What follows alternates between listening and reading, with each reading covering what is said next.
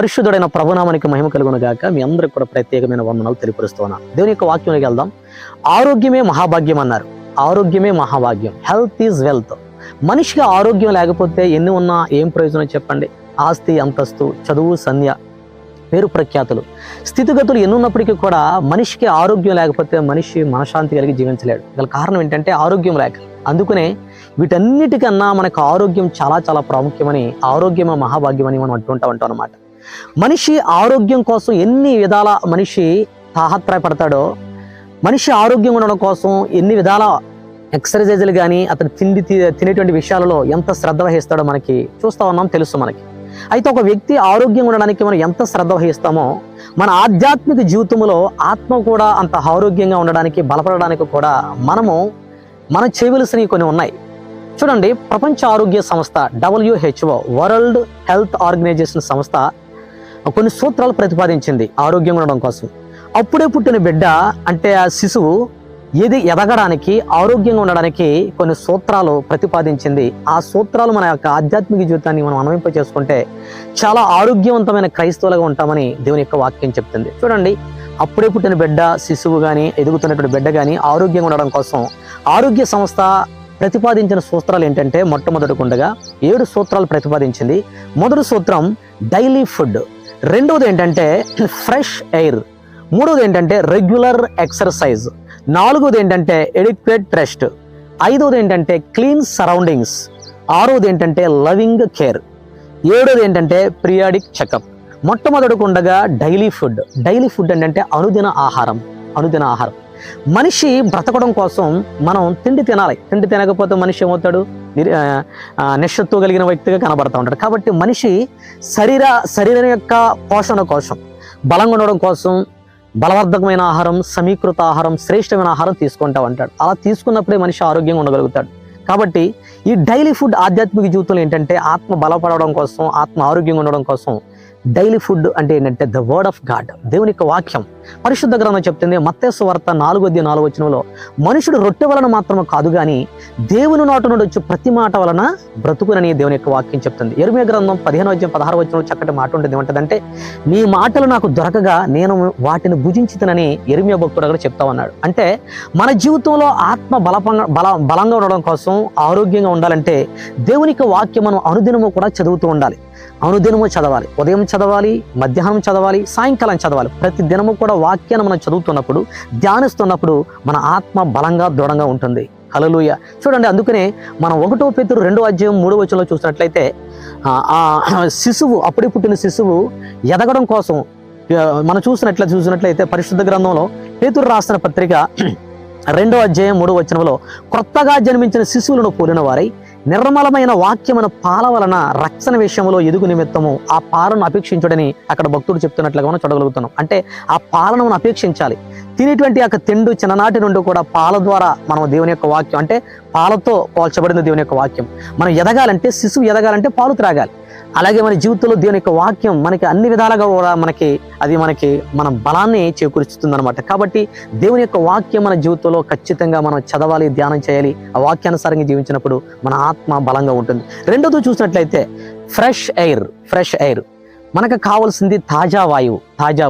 మనిషి బ్రతకడం కోసం ఆక్సిజన్ చాలా ప్రాముఖ్యం. ఆక్సిజన్ లేకపోతే, ఊపిరాడకపోతే మనిషి బ్రతకలేడు. అలాగే దేవుని యొక్క వాక్యంలో మనం చూసుకున్నట్లయితే మన యొక్క ఆధ్యాత్మిక జీవితం కోసం ఈ యొక్క శ్వాస దేనితో మనకి పోల్చబడిందంటే, మొదటి దేశంలో రాసిన పత్రిక 5:15 ఎడతెగక ప్రార్థన చేయడం దేవుని యొక్క వాక్యం చెప్తుంది. ఎడతెగక ప్రార్థన చేయడం అంటే మన జీవితంలో మనిషి బ్రతకడం కోసం శ్వాస ఎంత ప్రాముఖ్యమో, ఒక మనిషి ఆత్మలో బ్రతకడం కోసం, ఆరోగ్యంగా ఉండడం కోసం ఈ చక్కటి గాలి, ఈ యొక్క తాజా వాయువు, ఈ గాలి మనకి ఏంటంటే ప్రార్థన. కాబట్టి మన జీవితంలో ప్రతి క్రైస్తవుడు కూడా ప్రార్థన జీవితం కలిగి ఉండాలి.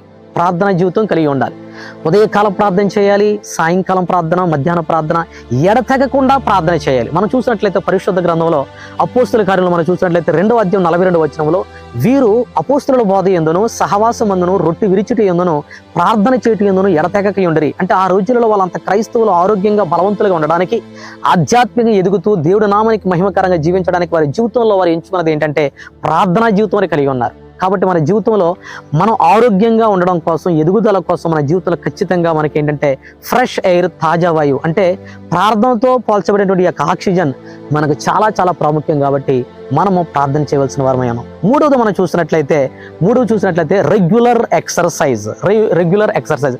ప్రతి ఒక్కరు కూడా ఆరోగ్యం కోసం కసరత్తులు, ఎక్సర్సైజ్ చేస్తూ ఉంటారు, మనం చూస్తూ ఉన్నాం. అలాగే మన ఆధ్యాత్మిక జీవితంలో ఈ రెగ్యులర్ ఎక్సర్సైజ్ ఏంటంటే మన భక్తి జీవితంలో కూడా మనం సాధకం చేయాలి. ఏ విషయంలో సాధకం చేయాలి? భక్తి విషయంలో సాధకం చేయాలి, విశ్వాస జీవితంలో సాధకం చేయాలి, ప్రార్థనలో, వాక్యం చదవడంలో, అన్ని విషయాల్లో, ఆత్మ సంబంధమైన ప్రతి కార్యకలాపాలలో కూడా మనం సాధన చేయవలసిన వారమే ఉన్నాం. ప్రార్థనలో సాధన అంటే ఒక పావు గంట ప్రార్థన చేసే వ్యక్తి అరగంటకి వెళ్ళాలి, అరగంట చేసే ప్రార్థన వ్యక్తి మన గంటకి వెళ్ళాలి. ఈ విధంగా మన ప్రార్థన స్థాయిని పెంచడం, చదువుతున్నటువంటి బైబిల్ గ్రంథం యొక్క పఠనం అంతా కూడా స్థాయిని పెంచడం, ఈ విధంగా సాధన చేస్తూ మనం ముందుకు వెళ్ళినప్పుడు మన ఆత్మ బలంగా ఉంటుంది, ఆరోగ్యవంతమైనటువంటి వ్యక్తులుగా ఉంటామని దేవుని యొక్క వాక్యం చెప్తుంది. కాబట్టి మనం దేవునిలో ఉన్నటువంటి మనం అందరం కూడా మనము సాధన చేయవలసిన వారమే ఉన్నాం. ఇకపోతే 4వది ఎడిక్వేట్ రెస్ట్ అంటే తగినంత విశ్రాంతి, చాలిన విశ్రాంతి అనమాట. అంటే చాలినంత నిద్ర అనమాట. చూడండి, మనిషికి చాలా నిద్ర చాలా ప్రాముఖ్యం. మనిషికి నిద్రపోకపోతే అనారోగ్యానికి గురవుతాడు. ఈ రోజుల్లో చాలా మంది నిద్రకు, విశ్రాంతికి శ్రద్ధ చూపడం లేదు. పరిశుద్ధ గ్రంథంలో మనం చూసినట్లయితే మనకి మార్కు సువార్త 6వ అధ్యాయం 31-32 మనం చూసినట్లయితే ఆ దినాలలో శిష్యులు వాళ్ళు బోధించుటలో, పరిచర్య చేసిన విధానంలో వాళ్ళు అలసిపోయి వచ్చిన సమయంలో యేసుక్రీస్తు దగ్గరికి వచ్చినప్పుడు యేసుక్రీస్తు ఏమంటారంటే మీరు ఏకాంతముగా అరణ్య ప్రదేశములకు వెళ్ళి అక్కడ మీరు అలసట తీర్చుకున్నాడని దేవుని యొక్క వాక్యం చెప్పగలుగుతుంది. అంటే దేవుడు ఏం కోరుకున్నాడంటే మన జీవితంలో మనం అందరూ కూడా మనిషి ఆరోగ్యంగా ఉండడం కోసం ఎంతగా నిద్రపోతాడో, మనిషి మరలా ఆ నిద్రలో బ్రెయిన్ రీఛార్జ్ అయ్యి మళ్ళీ హెల్తీగా యాక్టివ్గా ఉంటాడో, మన జీవితంలో ఆధ్యాత్మిక జీవితంలో కూడా కొన్ని సార్లు మనం ఎన్నెన్నో కృంగుపాట్లు వస్తూ ఉంటాయి. ఎంతగానో మన జీవితంలో నిరాశ, నిస్పృహలోకి వెళ్ళేటువంటి పరిస్థితులు ఒకసారి కలుగుతూ ఉంటాయి. కొన్నిసార్లు శోధన గుండా వెళుతున్నప్పుడు మనం ఏం చేయాలంటే విశ్రాంతి తీసుకోవాల్సినటువంటి ఆవశ్యకత ఉంది. ఆ విశ్రాంతి ఏంటంటే దేవుని యొక్క వాక్యం చెప్తుంది, ప్రయాసపడి భారము మోసుకొని వచ్చిన సమస్త జనులారా నా యొద్దకు రండి, నేను మీకు విశ్రాంతిని కలుగజేస్తాను అన్నాడు. అంటే దేవుడి దగ్గరే విశ్రాంతి, దేవుడి పాదాల దగ్గరే విశ్రాంతి. కాబట్టి దేవుడితో మన సహవాసం చేసినప్పుడు ఆ విశ్రాంతిని పొందుకుంటున్నట్లుగా మనం చూడగలుగుతున్నాం. అందుకనే భక్తుడు కూడా దావీదు అంటాడు, ఆయన నా ప్రాణమునకు సేద తీర్చివాడై ఉన్నాడు. అంటే ఆయన పాదాల దగ్గర, ఆయన దగ్గర మనం గడుపుతున్నప్పుడు ఆయన మనకు విశ్రాంతిని అనుగ్రహించేటువంటి దేవుడు. కాబట్టి ఆయనతో మనం సహవాసం చేసేవారంగా ఉండాలని దేవుని యొక్క వాక్యం చెప్తా ఉంది.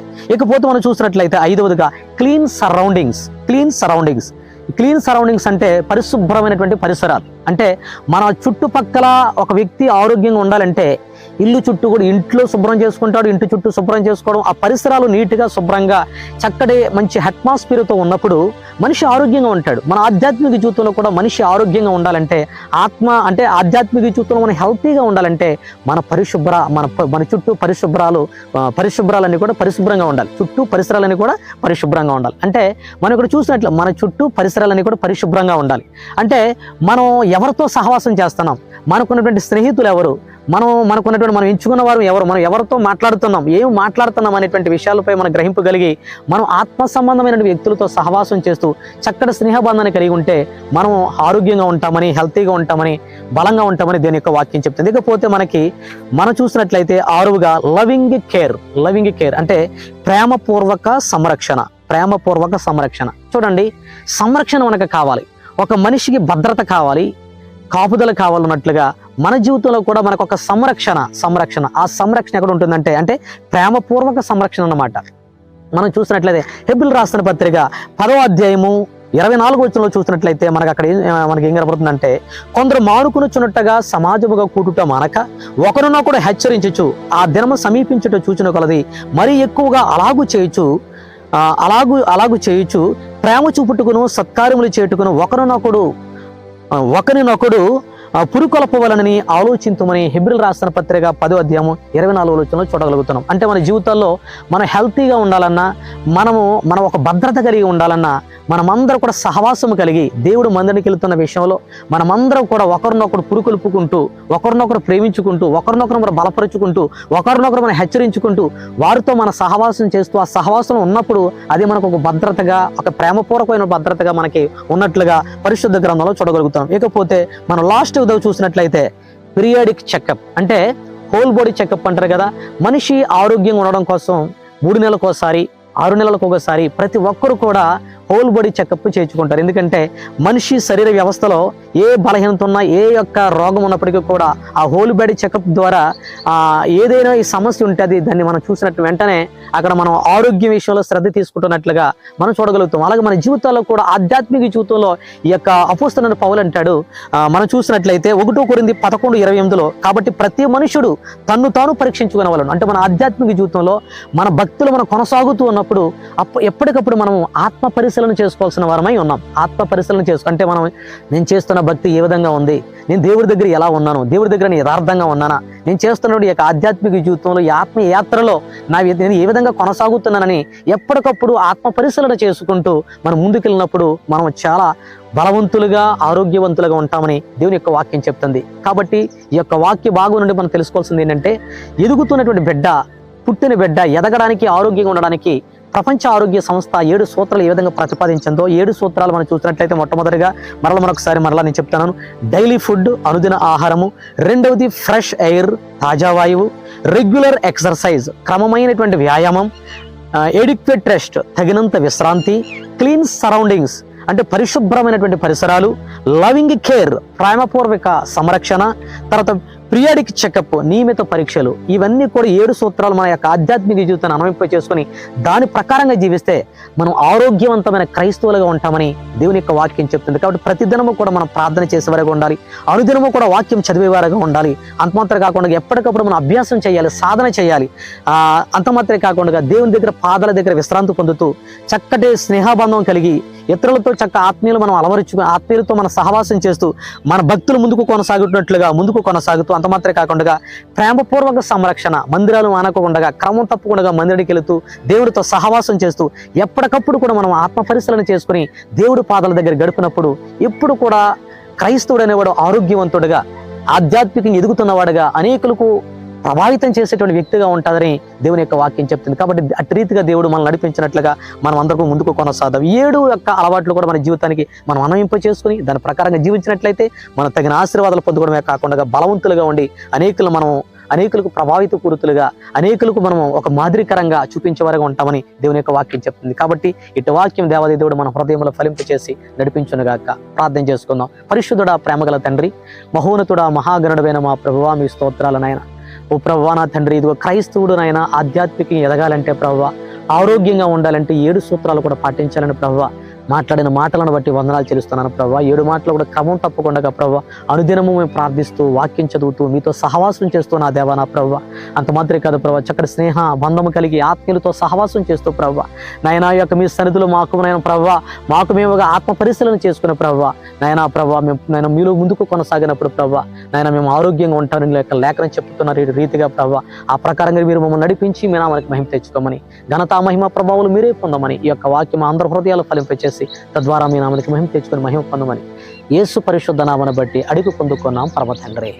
ఆమేన్. Thank you.